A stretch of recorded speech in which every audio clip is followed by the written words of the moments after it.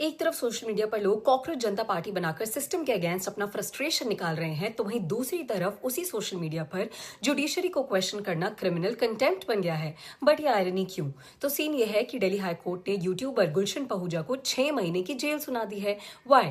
तो Gulshan Pahuja has a fight for judicial reforms channel on YouTube, जहां उसने जुडिशियल ऑफिसर्स के अगेंस्ट एलिगेशंस लगाए। उसने अपने स्टेटमेंट में कहा, अदालतों की मनमर्जी बढ़ती जा रही है और मैं कोई न्याय की उम्मीद नहीं कर रहा।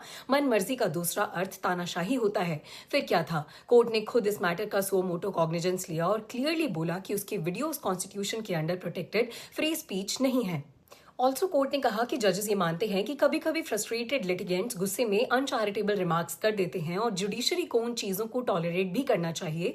लेकिन कोर्ट के अकॉर्डिंग गुलशन का इंटेंट फेयर क्रिटिसिज्म नहीं था। उसका पर्पस जुडिशरी को रिफॉर्म करना नहीं, बल्कि जुडिशियल ऑफिसर्स और प्योर जुडिशियल सिस्टम की इमेज को स्कैंडलाइज और लोअर करना था। तो कोर्ट का कहना है कि गुलशन ने कोई रिग्रेट भी नहीं दिखाया, ना कोई अपॉलॉजी, ना कोई कोर्स करेक्शन। तो अगर उसे पनिश नहीं किया गया तो ये और ज्यादा लोगों को भी जुडिशरी को टारगेट करने के लिए एम्बोल्डन कर सकता है।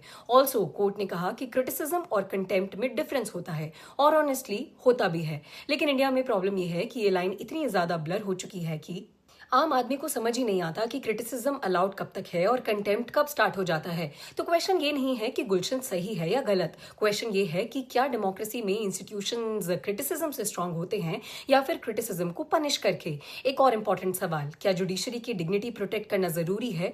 तो हाँ, बिल्कुल। लेकिन आज का इंडिया एक अजीब से पैराडॉक्स बन चुका है। पॉलिटिकल मीम्स वायरल हो सकते हैं, सटायरिकल पार्टीज ट्रेंड कर सकती है, लेकिन अगर क्रिटिसिज्म जुडिशरी तक पहुंच गया तो वो स्पीच से कंटेम्प्ट बन जाता है। शायद इसीलिए लोग आज ये पूछ रहे हैं कि इंडिया में फ्रीडम ऑफ एक्सप्रेशन का रियल मीनिंग क्या है।